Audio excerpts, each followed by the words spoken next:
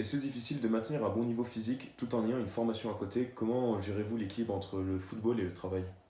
Bah, moi, j'ai la chance on va dire, de gagner suffisamment pour vivre que de ça. Donc, moi, je vis essentiellement du foot, ce qui n'est pas le cas de tous les joueurs de National 3 parce que c'est pour ça que c'est un monde semi-pro. C'est qu'il y en a beaucoup qui vivent de ça, mais beaucoup qui travaillent également. Moi, je vis que de ça, donc pour concilier à côté une vie, bah moi je suis jeune, j'ai 23 ans, donc j'ai pas forcément de vie de famille ou quoi. Mais non, pour concilier les deux, ça va et garder comment dire, une bonne santé physique.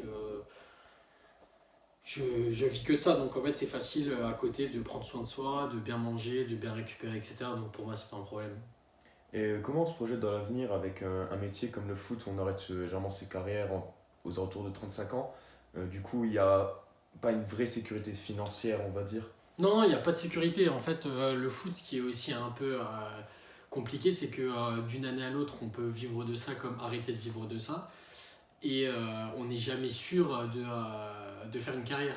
Donc moi, j'ai eu un parcours assez différent, c'est que j'ai validé un master aussi, un master en finance qui me permet d'être quand même beaucoup plus serein que certains coéquipiers ou certains amis qui font exactement le même métier que moi.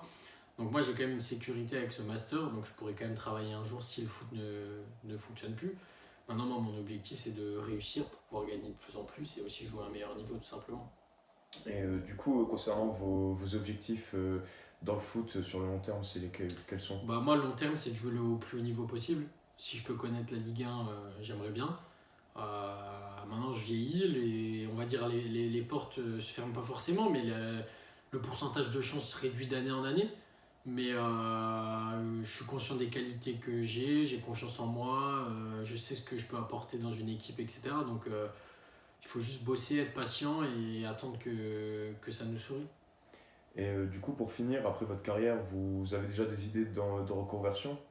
Non, j'ai pas forcément d'idée, je pense que ça sera surtout en fonction du niveau que j'atteindrai.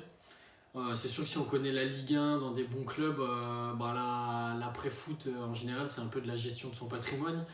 Si maintenant le foot doit s'arrêter à un niveau comme Ligue 2, etc., ben, je trouverai forcément une reconversion. Je pourrais toujours me servir des diplômes que j'ai ou me lancer dans l'entrepreneuriat. Enfin, il y a pas mal de pistes envisageables, mais c'est vrai que tout dépend du niveau auquel on a joué.